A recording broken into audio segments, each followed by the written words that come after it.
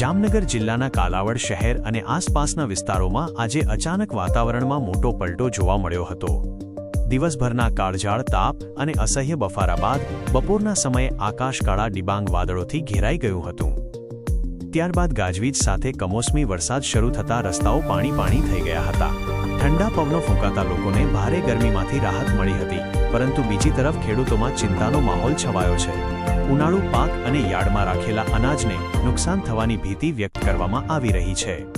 હવામાન વિભાગની લેટેસ્ટ આગાહી મુજબ આગામી 22 અને 23 મે દરમિયાન રાજ્યના અનેક વિસ્તારોમાં પ્રી મોન્સૂન એક્ટિવિટી સક્રિય રહેવાની શક્યતા છે, જેના કારણે ગાજવીજ સાથે હળવાથી મધ્યમ વરસાદ અથવા વરસાદી ઝાપટા પડી શકે છે।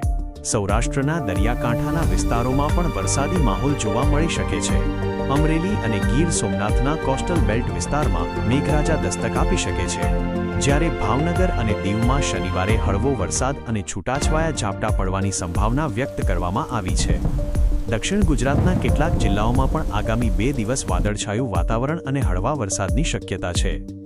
આ તરફ દેશભરમાં પણ હવામાનમાં મોટો બદલાવ જોવા મળી રહ્યો છે।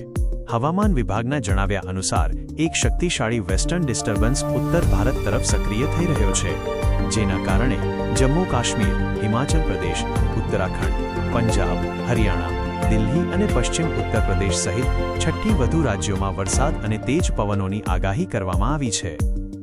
કેટલાક વિસ્તારોમાં ધૂળની ડમરીઓ ઉડવાની તેમજ પહાડી વિસ્તારોમાં કરા પડવાની શક્યતા પણ વ્યક્ત કરવામાં આવી છે। આગામી 48 કલાક દરમિયાન તાપમાનમાં ઘટાડો નોંધાઈ શકે છે, જેના કારણે લોકોને કાળઝાળ ગરમીમાંથી આંશિક રાહત મળશે।